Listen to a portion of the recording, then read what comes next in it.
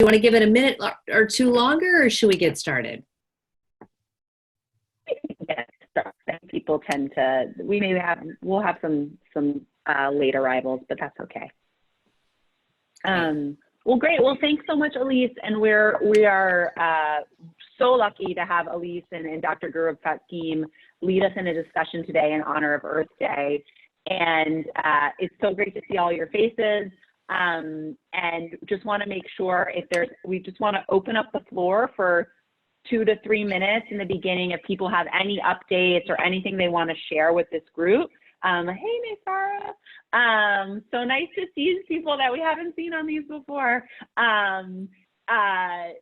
To share anything, any updates or anything you want us to know before Alyse kicks us off in a discussion, and we use this time together to reflect on, I think, on Earth Day, but also what is happening in the world and what climate change and climate change activism looks like in our not post-COVID world, but COVID reality. Sorry, I have a special guest here.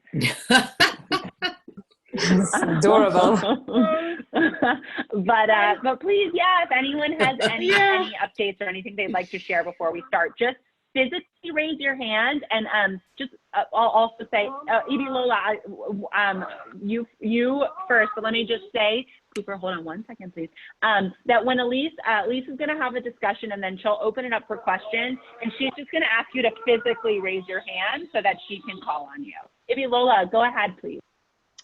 Thank you very much. Hello, everybody. I hope you're safe. I'm in London, and sometime in February, we had the Energy Institute IP Week, and the issue was on carbon footprints and reducing the pollution and the ozone layer.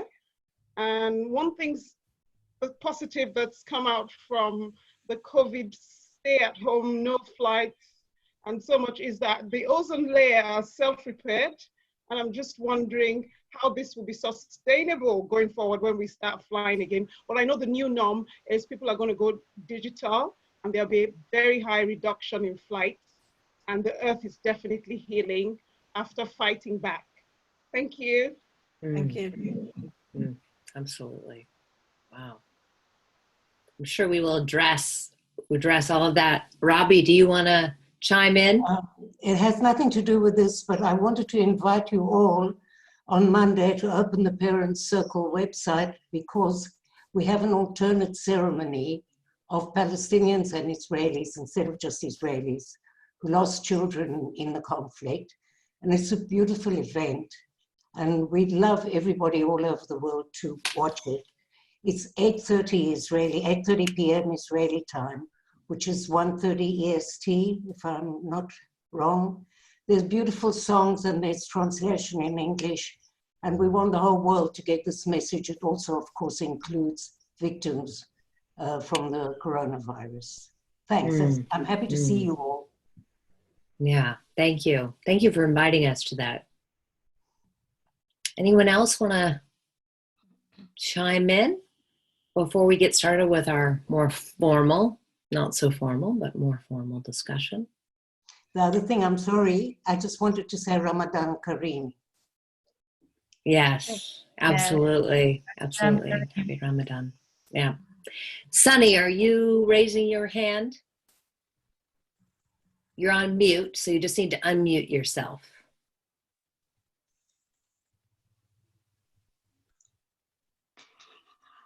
You unmute yourself at the bottom left of your screen, if you're looking to do that. Got it. There we go. There we go. All right. I'm sorry about that. Anyway, No worries. would you send that information about that conference on that Monday? The Israeli-Palestinian? I'd love to have that information, if you could. Yes, certainly. Okay. Thank you. Will do. And I see we're joined by another board member, Megan Smith. Hey, Megan. Hi, peeps. You've got something floating in the background there. Oh, my son's birthday. He turned 15. This is my cousin Kate. Hi, everyone. We're in Washington, D.C. Hi, everybody. Hope everybody's okay. Yeah. Again. Wonderful. Well, we've got a great group gathered here, and so thrilled to be joined by the former president of Mauritius, Ameenah Gurib-Fakim, who is a real expert on the environment. And we're going to be joined in discussion with her today, start off with some questions from me, but really bring so many others into this conversation. I know we have Daniela and a number of environmental experts joining us, so I hope you will all chime in. First, I just want to mention that this conversation is happening really in partnership with the extraordinary Vital Voices Engage Fellowship that we run at Vital Voices. Manira Alva, who leads that department, as well as Annie Osborne, really were instrumental in putting this conversation together.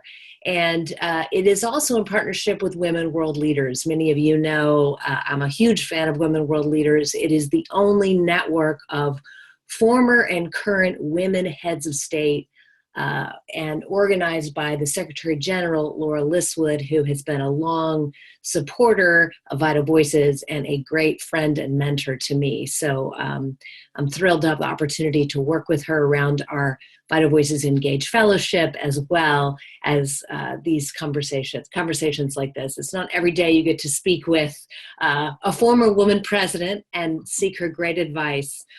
So obviously we're celebrating Earth Day this week, and I'm really honored to be joined by a climate champion, biodiversity scientist, former president of Mauritius, Ameenah Gurib-Fakim. Dr. Gurib-Fakim was the first woman president elected to Mauritius. She served from 2015 to 2018. While president, she worked to advance awareness of global warming and promote new investments in science and technology in Mauritius and throughout Africa. Currently, she's managing director of a research center devoted to studying medical and nutritious effects of plant life in Mauritius. She is also a member of the Council of Women World Leaders. So welcome, Madam President.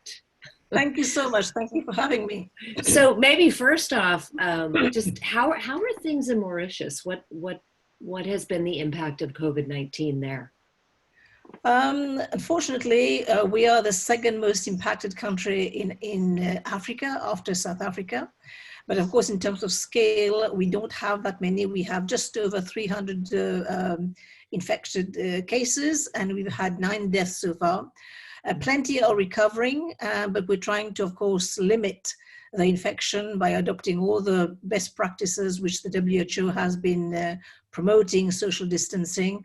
And fortunately, in Mauritius, we can implement all these measures that WHO have prescribed, unlike many of our African brothers and sisters who don't have the ability to do so.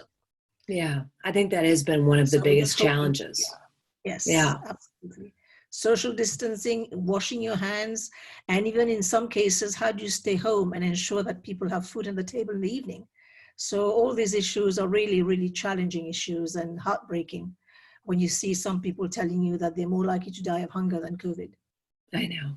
I was watching the news last night with the head of the World Food Program talking about in Kibera and just the deep concerns there.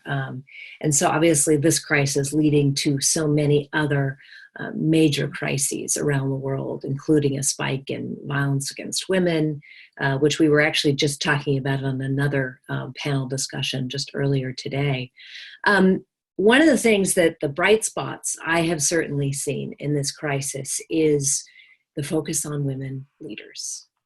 There is something that unites the countries that have the greatest, most effective response, most empathetic, most inclusive, collaborative response, most sort of, immediate lockdown response to this crisis. And that unifying factor is all of those countries are led, or most of them are led by women, from Jacinda Ardern in New Zealand, Angela Merkel in Germany, in Taiwan, in Finland, Norway. Just really, I think these approaches that are just so in line with thinking about your people first, right? And we all know that all will follow if you think about your people first. What have you made of all this as you have watched this unfold, obviously knowing how difficult it is to make those kind of decisions as a head of state? Do you lock down? Do you not lock down? How do you deal with, the economy? How do you make sure that those who cannot social distance are protected? As you look across the world at the way in which women are leading through this crisis, both as heads of state or mayors or, within hospitals as frontline healthcare workers, what are you seeing? And do you think that what we are seeing in terms of leadership is potentially going to change the way the world thinks about leadership and thinks about women leaders? Thank you. I think the world has seen great leaders reveal themselves in real time. And it's good that we are seeing so much good being said about women leaders, because up to now, women leadership, we have been defined, I say we have been defined as being feisty, aggressive, stubborn, emotional. So right now, what we have seen these great leaders do is the way they have acted with urgency. And in a crisis like this, they have wasted no time. And the action has been to go hard and go early. Exactly, that has been defined, for example, in New Zealand. And what I have seen as well is the way they have communicated in total transparency. They have provided honest and accurate description of the reality. And also, being women, I think they have been as humane as possible. And they have responded productively if there have been mishaps. And they haven't gone into the blame game, right? And also what I have appreciated is the way, for example, Angela Merkel has threaded the science narrative in what she was trying to put across to the people. And I think there again, it tells you a few things about having, properly trained leaders at the helm. And what I have also appreciated in the course of these 2 months is how these women have been engaging in constant updating. And I think to me, that's very, very good leadership. It implies steadiness and staying the course. And also, being women, I think we don't tap into the suffering of people without deriving a meaning out of this. And we haven't kind of resorted to saying, oh, so many people have died. So we haven't considered human life purely in statistics terms. And I think this is down to women leadership. And also this leadership in this uncertain, fast-moving crisis means making oneself available. And I think this is, as a mother, we know how to do that when kids are ill. We are available 26, 24, if I may say so. And we have led with empathy. And this is exactly what these women have done. They have led with empathy. They have rallied people around the cause. They have communicated. They have brought the facts. And more importantly, something which unfortunately men tend not to do, is these women have brought in the experts. They have brought in a panel of experts from all fields to come and shape whatever they were talking about. So this is, again, a leadership dimension that we tend to see more with women. We tend to rally around the team. We tend to be pastoral in our approach, and we tend to bring people together. So I think, to me, over the past 2 months, this is what has come out in what we have seen as far as the leadership from women have come to show. So, as you know, of course, this is a special discussion we wanted to host with some of our network leadership to really celebrate, if we can, Earth Day, having been earlier this week. And you, of course, have dedicated your life to biodiversity and to climate, and to certainly protecting those most vulnerable from the impact of climate change. And I wonder if you could talk a bit about the link between what is happening right now in the world with this global pandemic and climate. I think the fact that COVID has happened, and if we go to the narrative coming out of China, they are increasingly referring to the transmission from a bat or from the pangolin. Initially, we have seen that, to human. So there has been the kind of zoonotic diseases which have emanated from animals and coming across to human. And those who, of course, they had underlying health problem, they became the victims. And then after this, we have seen human to human transmission. I think the COVID is already telling us something very, very vital. And this is something we have as scientists been trying to bring to the fore. We see that very much happening in Africa and everywhere else in the world, the way we have been destroying the environment. And by destroying the environment, by pushing further into the ecosystem where these animals live.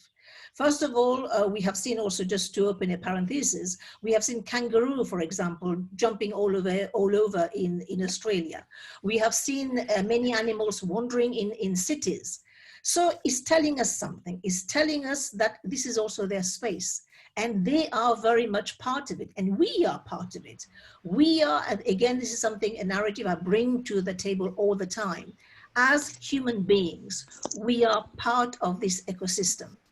We are not outside of it. We are very much part of it. And we have to learn to behave as if we are part of it. So respect the biodiversity, respect the plants, respect the animals, and just be aware that whatever is going to happen in this planet, we are going to ensure, we could have to ensure our survival. So the narrative that we are protecting the climate, to me, doesn't hold water, because what we are doing by protecting all the plant species, all the animal species, by protecting the ecosystem, we as a human species, we are ensuring our survival on this planet.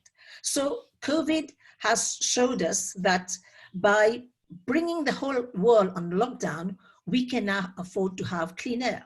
We have seen cities where the sky is blue again. We have seen animals wandering everywhere. So it is very much linked to the discussion about climate change, because up until we don't change the way we have been doing things, we are going to be expelled out of this planet. It's not going to be any other way. So the earth, Mother Earth, is telling us, stop. She's had enough.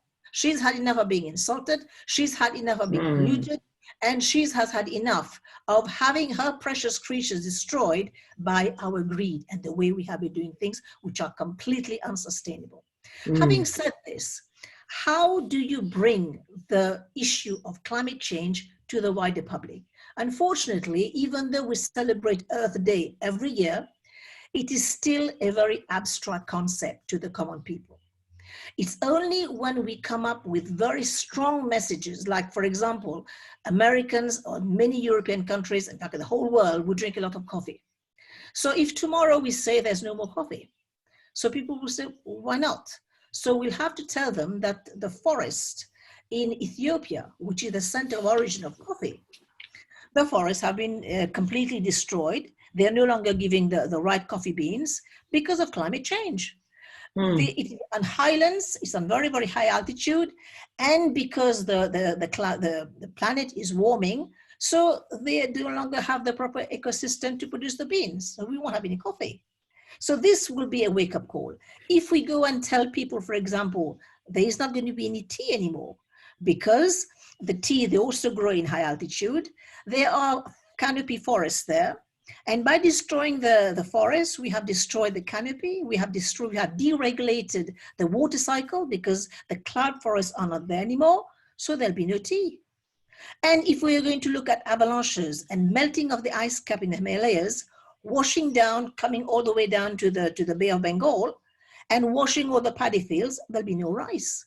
So these are things that we have increasingly to bring to our children and to bring to the common people. And this is where, unfortunately, as scientists, and here I do my mea culpa, we have not been communicating enough. We communicate amongst ourselves, but we don't shape the narrative that the people can understand what is really going on.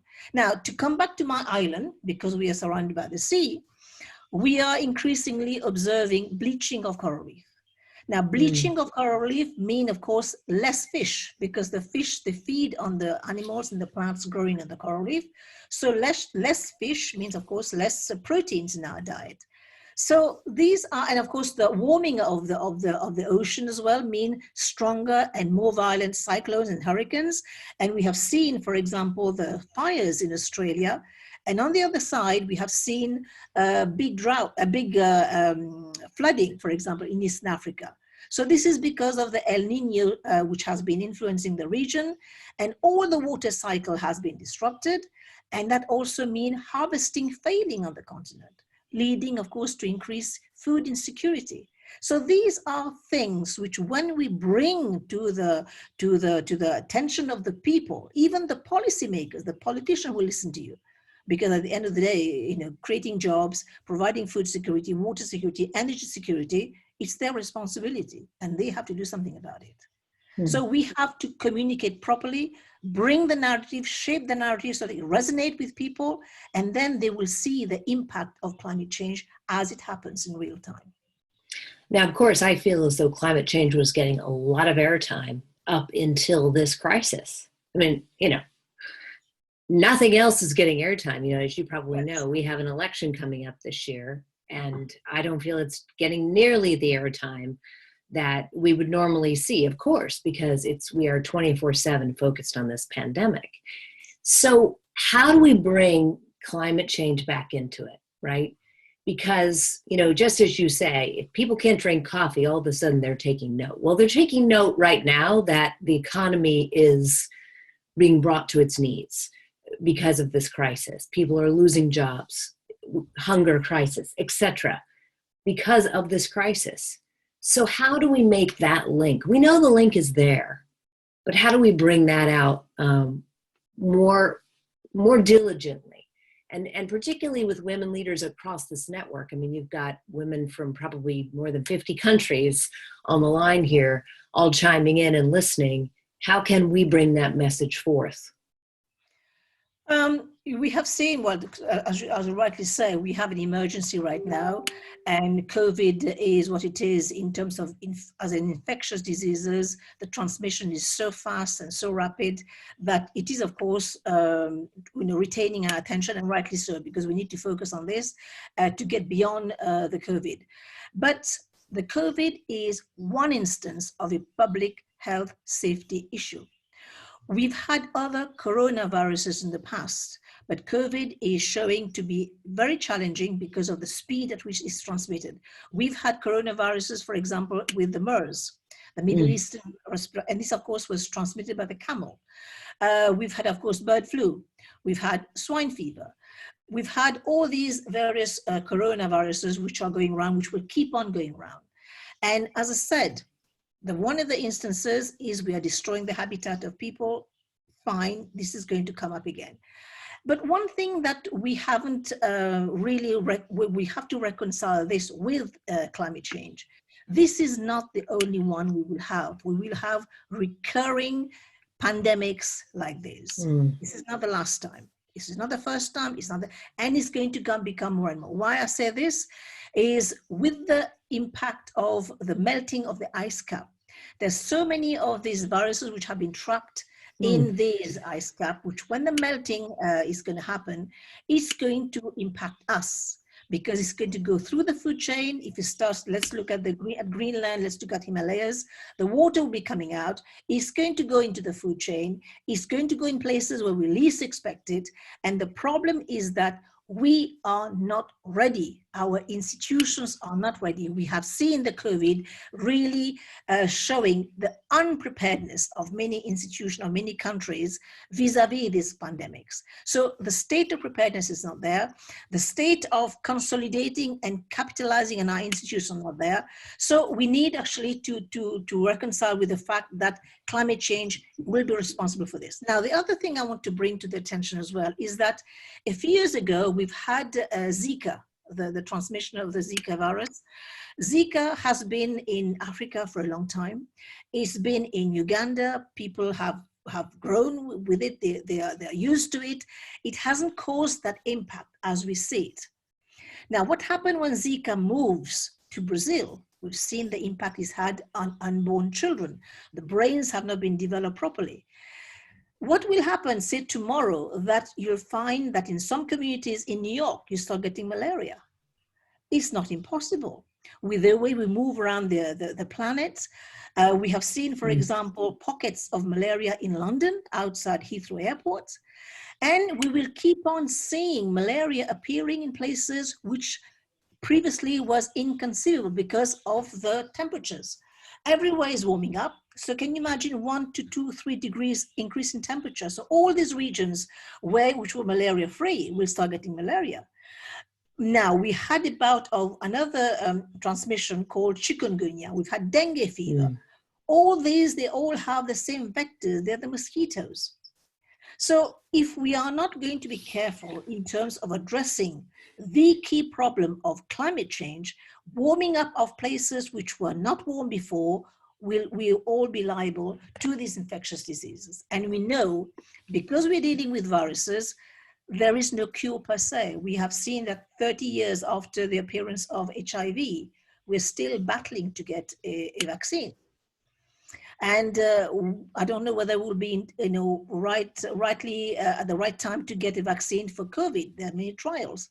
We have seen so many antiretrovirals failing to provide the cure. I think until yesterday we had the drug from Gilead, which has failed the clinical trial.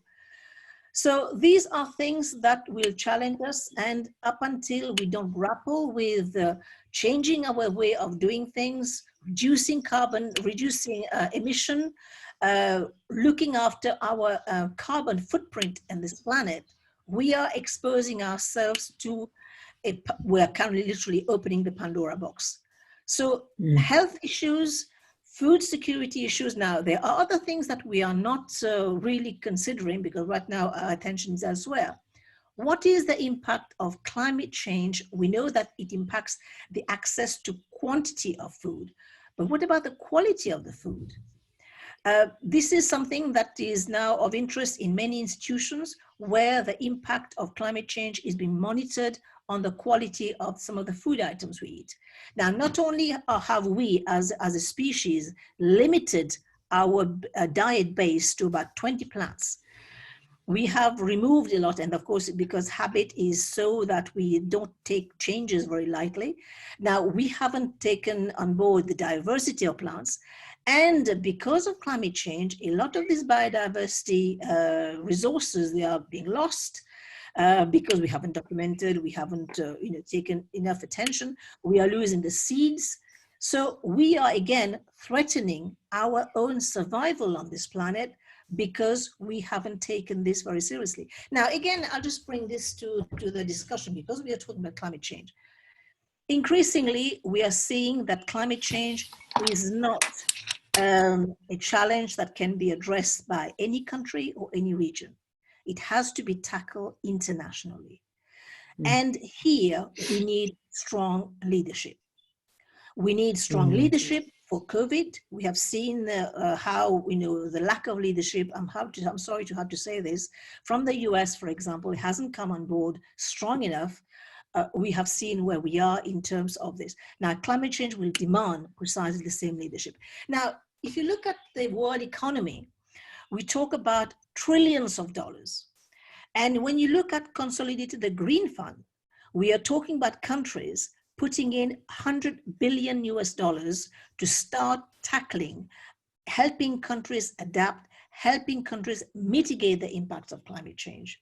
And even that, we don't feel is enough to put to the kitty to be able to do that. Now, when developing countries speak of the Green Climate Fund, how to capitalize it, it is not charity.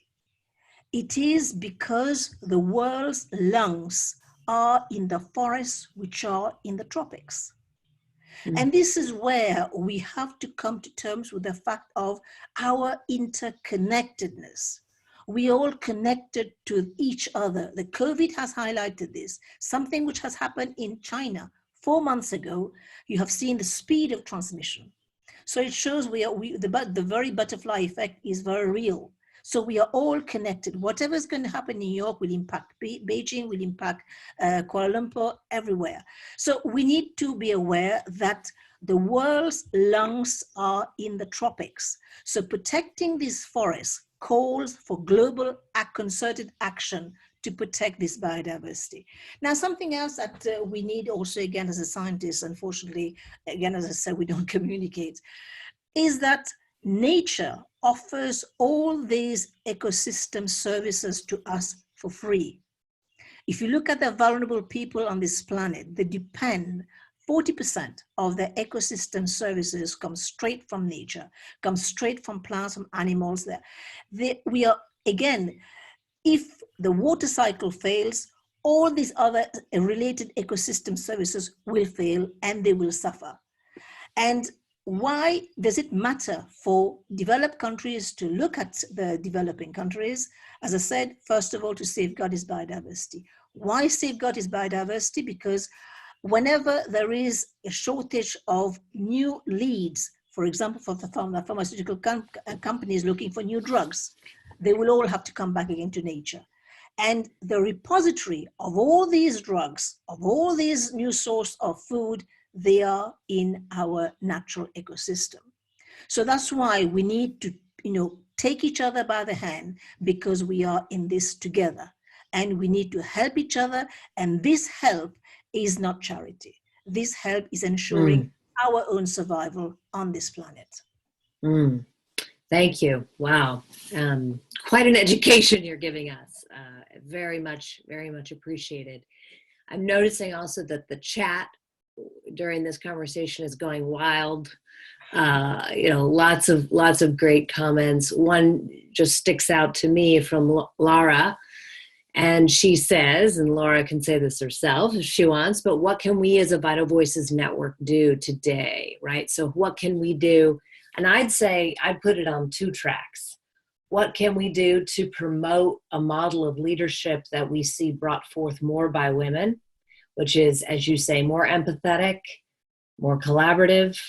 And then secondly, what can we do as a global network? We have leadership, women leaders with their own huge networks across 182 countries all over the globe, thousands of women who are part of this network. Is there something that you think that we can do? And I open it up to all of you. I can't see you all at the same time, but you can let me know even in the chat if I want to ask a question, and I'll call on you if that makes sense. So, Sure. I mean, I don't know if there's something, if you want to respond to that piece first while we wait for other questions. No, I think, as I said, women, if I just take it from an African perspective, women feed the continent.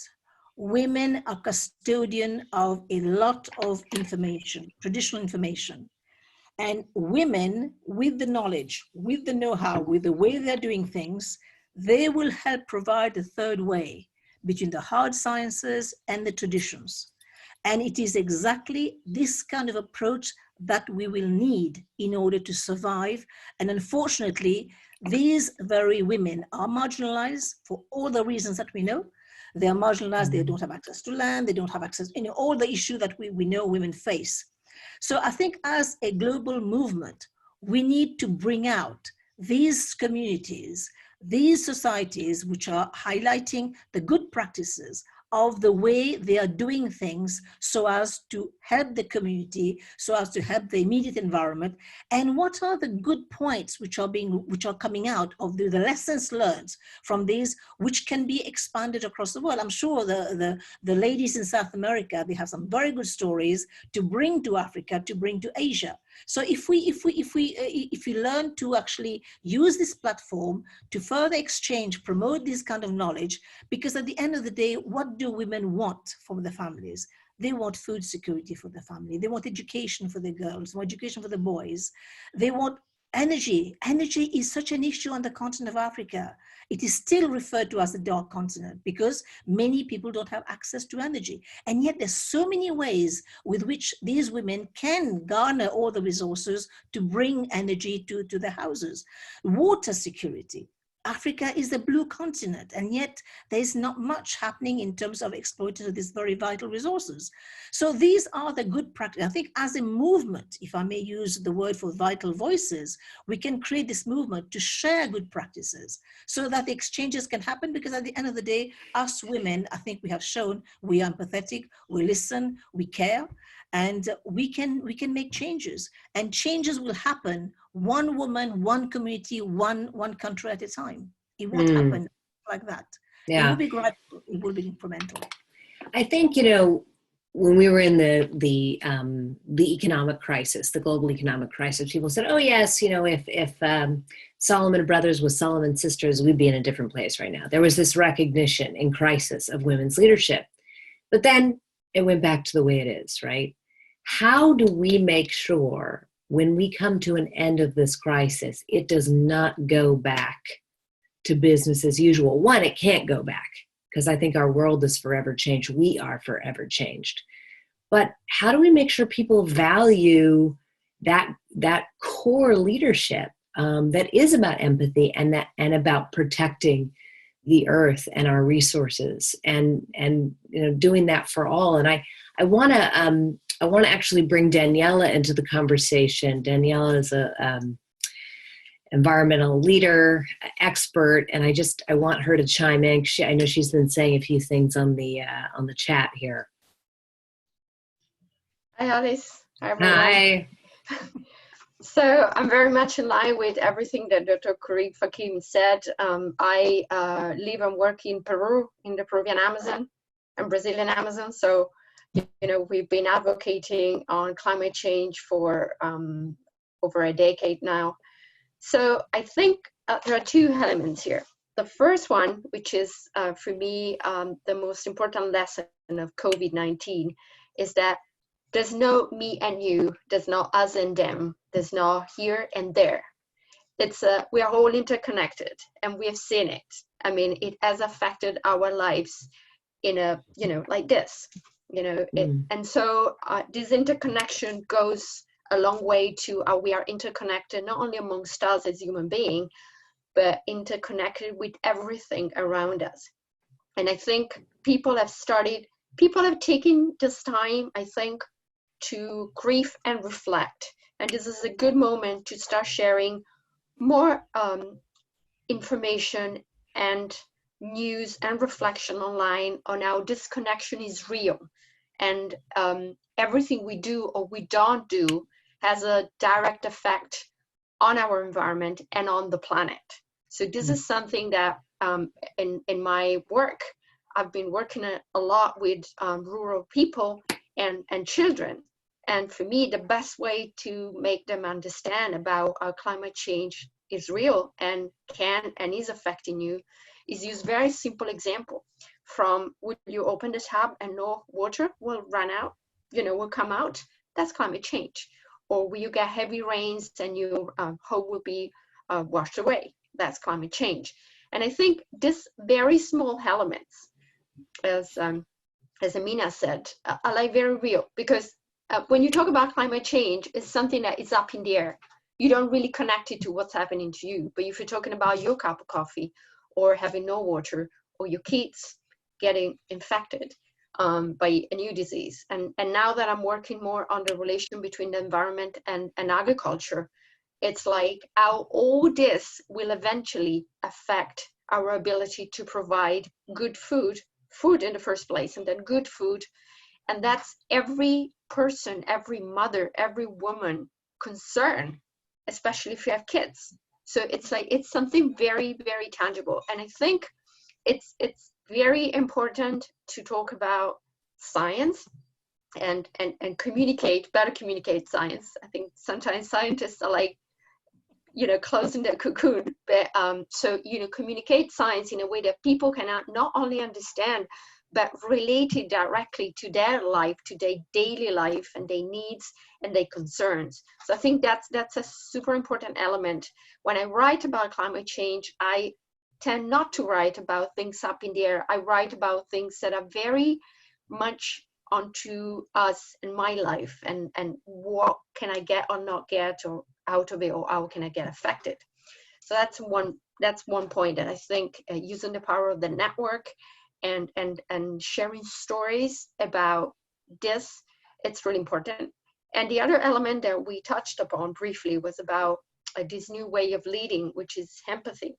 And I'd like to share briefly a very good stories about Peru. We have a male president, but our economics minister is a very young woman, very professional, that nobody thought could do a good job. And she has been the pillar of the way that the country has been dealing with COVID.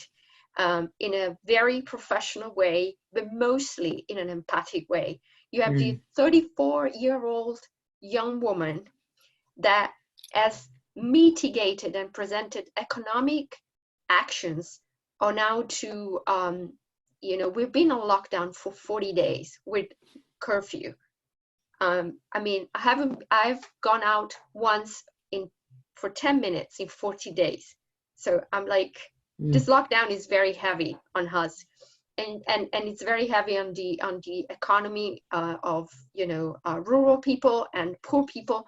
She has been putting together a series of measures that are like unprecedented, with a very professional look at the tax balance of the country. But she's very empathic.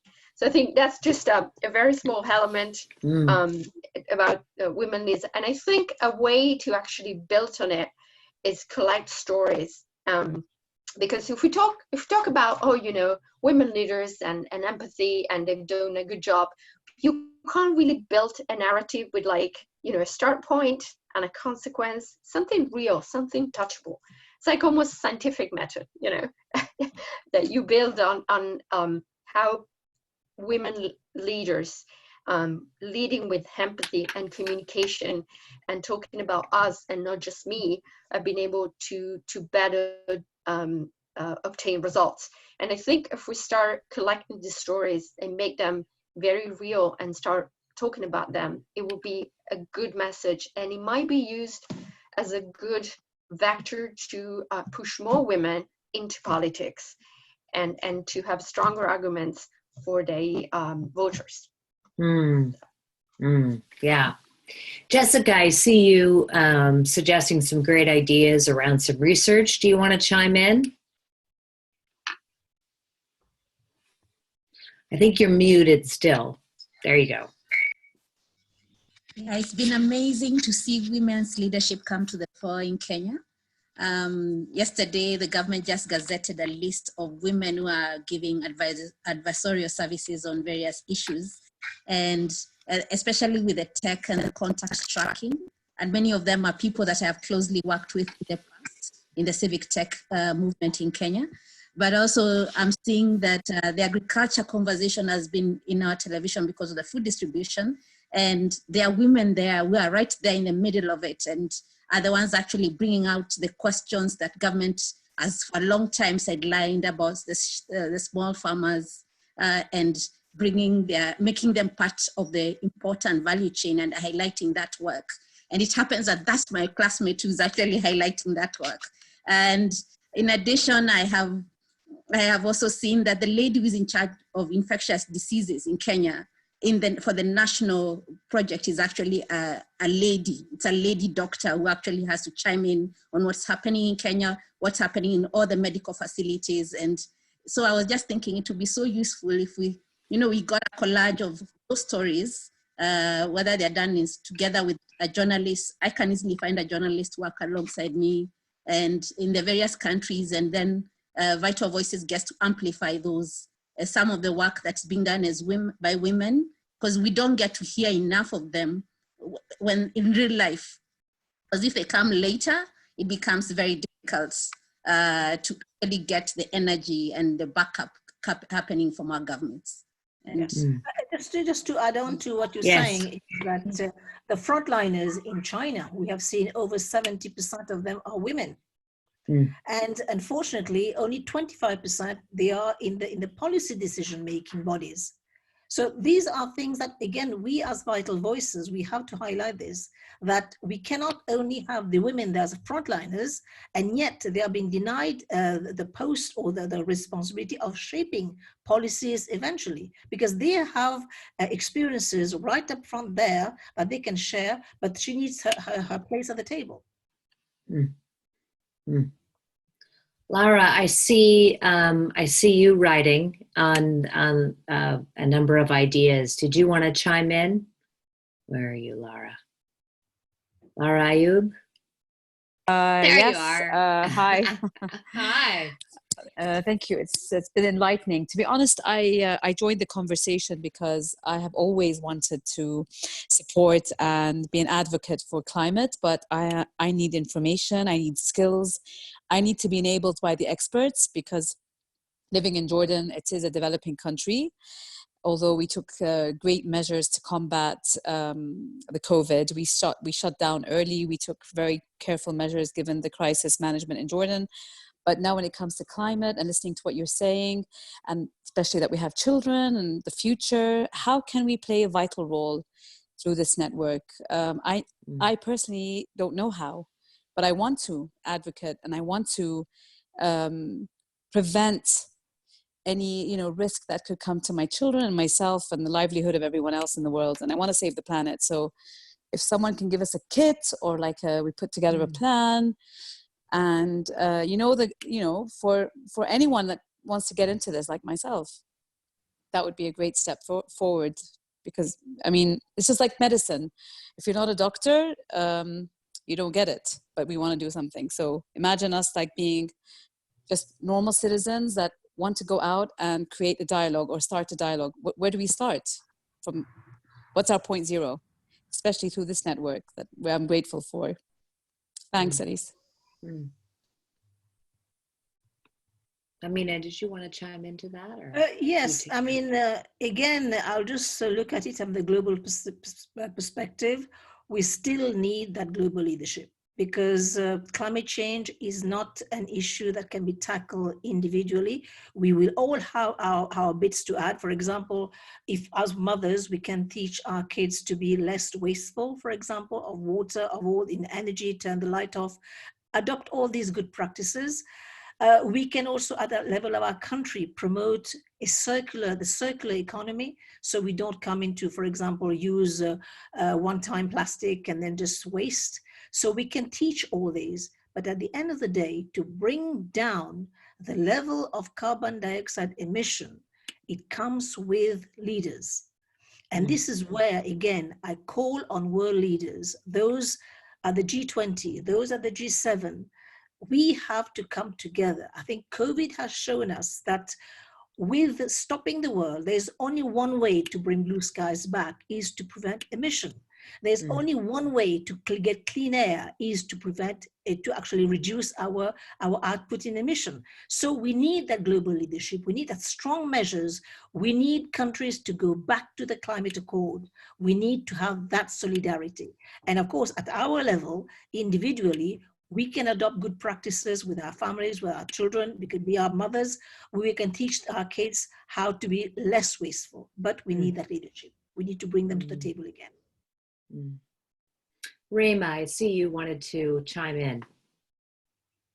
Hi, my name is Rema Kasule from Uganda, but currently living in Boston, Massachusetts. So yeah, where Alyse comes from. Where she went to school. Yeah. So yeah, I'm still speaking to girls at Emerson College. I still mentor them, the ones I met last year. So for me, as a mother, and this conversation is great for me. I have a 5-year-old who I left in Uganda, and last week she asked me and said, "Mommy, are you going to die?" And I said, why? And she told me, because I've seen on news, they are saying COVID is too much in the US. And I had to reassure her that I'm not going to die. And so as part of that, I realized, yes, children are going through this the hard way, but we may not see. As adults, we are all anxious and stressed about it, but we don't realize that the children are facing the same.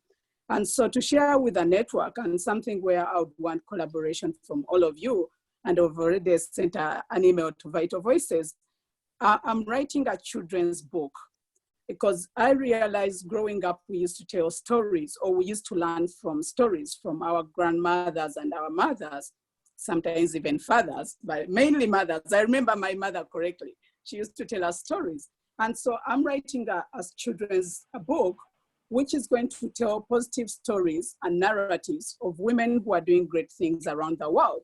So the COVID-19 is just a catalyst, but we want to collect stories as much as possible from women. And it's really in a children's voice, bringing the children into the conversation, to be the children speaking and the children having narratives, and children talking about this woman in Israel who is doing great things. And I really call upon all the network members, which I'll send the email to everyone, to really contribute. And for me, it's very exciting because I hadn't thought much about people in climate change as women to include. So now that I know women who are doing it in the network, that would be also good to have women who are from that sector, because, you know, we think about business and policy, but yeah, climate change, really, truthfully, I hadn't thought about it. So thank you very much. Thank you, Rema. And you know, it's really interesting. We had a great expert come to one of our last board gatherings, Naomi Klein, last year. And one of the things that she said about climate, she said, you think you're not doing climate because you're a political leader or you run a nonprofit. We are all climate leaders. We all have to, we are all in this world. We all have to be. So thank you for that. I'm going to turn it over to Megan Smith. Do you want to chime in? Hello. Hi, everybody. This has been amazing. And thank you so much for the framing.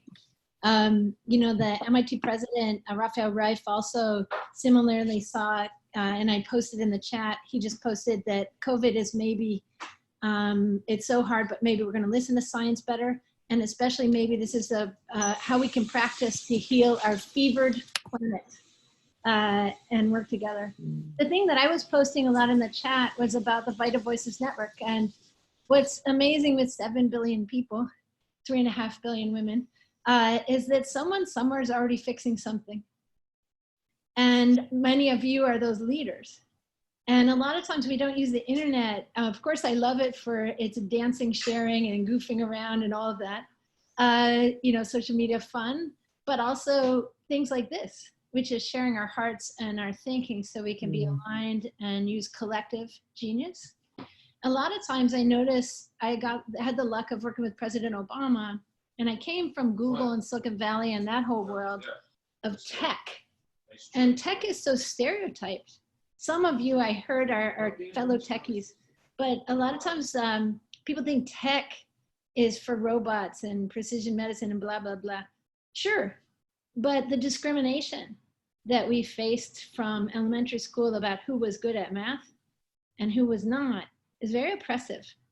And data science is for justice and peace and food and poverty and love. The best form of science and technology is love.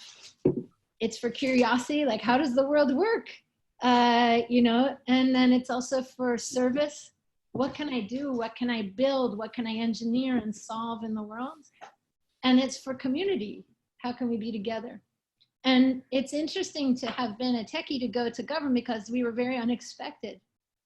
People felt we were the help. So they would make up the thing and give us it to build rather than work together in the same room. And when we started to work together in the same room, we didn't know what to do because we're not experts at some of these harder problems at all. But we do know like how to move faster using digital technologies on that subject. And when we could be together working on school lunch programs or foster care, or we did hack the pay gap for the gender pay gap equality with data scientists in the US Census. So I believe Vital Voices is one of the greatest answers in the world because it's a network of all of you. And each of you are doing some of the most extraordinary things. So sometimes we hear talking, we have to admire the problem and then let's stop admiring, we got it. And then what are we gonna do? And what we're gonna do is not something new we make up, but it's specifically what each of you are already doing. I learned that in Silicon Valley because the venture capital people don't make the companies. Jeff Bezos or Elon Musk makes that. But the money always goes to that one group of people. And I like them, they're nice, but they're not the only people. So you guys are the people.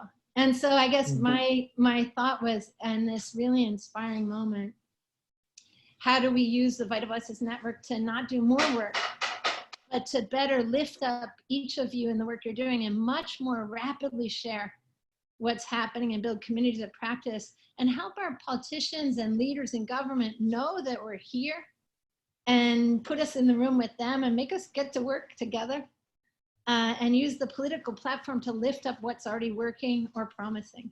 So those are just some thoughts, and I think Vital Voices is one of the greatest networks on the planet for what this new world can be, because it's a collective genius of each of you and what you would do together with the rest of the world, with the right empathetic style.